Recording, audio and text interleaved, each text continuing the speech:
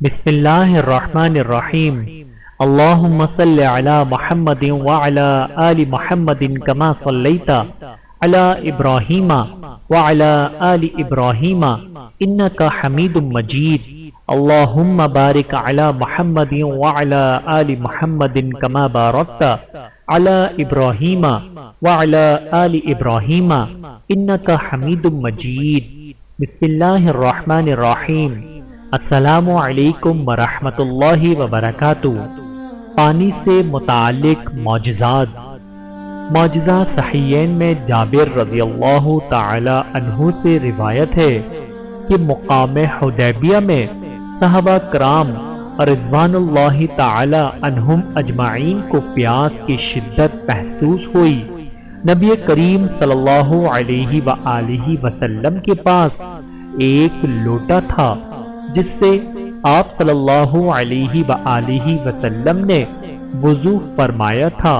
لوگوں نے عرض کیا کہ ہمارے لشکر میں پینے اور وضو کے لیے پانی بالکل نہیں ہے، بس وہی تھوڑا سا پانی ہے جو آپ صلی اللہ علیہ وآلہ وسلم کے لوٹے میں وضو کے بعد بچ گیا ہے۔ آن حضرت صلی اللہ علیہ وآلہ وسلم نے اپنا مبارک ہاتھ لوٹے میں ڈال دیا تو آپ صلی اللہ علیہ وآلہ وسلم کی انگلیوں سے چشمے کی طرح پانی ابلنے لگا۔ تمام صحابہ کرام نے وضو کیا اور خوب پانی پیا۔ جابر رضی اللہ تعالی عنہ سے پوچھا گیا کہ اس لشکر میں کتنے آدمی تھے؟ انہوں نے کہا کہ ہم لوگ 1500 آدمی تھے، لیکن 1,00,000 ہوتے تب بھی یہ پانی کافی ہو جاتا۔ اسی طرح کا معجزہ حضرت موسیٰ علیہ السلام سے بھی ظاہر ہوا تھا کہ چھڑی مارتے ہی پھر سے پانی کے چشمے نکل پڑے، لیکن آن حضرت صلی اللہ علیہ وآلہ وسلم کا معجزہ موسیٰ علیہ السلام کے معجزے سے افضل ہے، کیونکہ عام طور پر عادتاً پتھروں سے پانی نکلا ہی کرتا ہے، جیسا کہ اللہ تعالیٰ نے فرمایا، بے شک بعض پتھر ایسے ہیں کہ ان میں سے پانی کے چشمے نکلتے ہیں، بعض پتھر پھٹ جاتے ہیں اور ان میں سے پانی بہہ کھلتا ہے، لیکن گوشت پوش سے پانی کا نکلنا کبھی نہیں ہوتا۔ اس لیے آپ کا یہ معجزہ بہت عجیب ہے۔ پھر وہاں عصا پتھر پر مارنے سے پانی نکلتا تھا اور یہاں دست مقدسہ کی انگلیوں سے چشموں کا کام دے رہی تھی۔ یہ حضور اکرم صلی اللہ علیہ وآلہ وسلم کے معجزے کی امتیازی شان ہے۔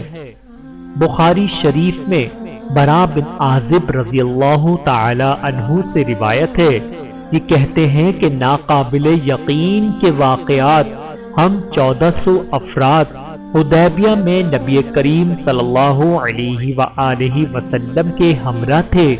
حدیبیہ میں ایک کنواں تھا، اس کا پانی ہم نے سب کھینچ کر استعمال کر لیا، ایک قطرہ بھی اس میں پانی نہ بچا۔ آپ صلی اللہ علیہ وآلہ وسلم کو خبر ہوئی تو اس کنویں پہ تشریف لے گئے اور اس کے کنارے بیٹھ گئے اور ایک برتن میں پانی منگوا کر وضو کیا، پھر کلی کی اور دعا کی اور بچے ہوئے پانی کو کنویں میں ڈال کر فرمایا کہ تھوڑی دیر کنویں کو چھوڑ دو۔ چنانچہ تھوڑی دیر کے بعد اتنا پانی ہو گیا کہ ہمارے لشکر اور لشکر والوں کے مویشی خوب سیر ہو گئے۔ 20 دن تک یہاں قیام رہا، برابر اس کنویں سے پانی لیتے رہے۔ حضرت جابر رضی اللہ تعالی عنہ کی روایت میں تعداد 1500 تھی اور برا بن عازب کی روایت میں 1400 آدمی بیان کیے گئے ہیں۔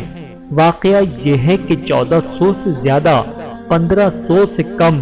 جس راوی نے کثر کو شکار کر کے بیان کیا اس نے 1500 بتائے، اور جس نے کثر کو چھوڑ کر بتایا اس نے حدیبیہ میں مسلمانوں کی تعداد 1400 بتائی۔ دونوں بیان خمینی ہے۔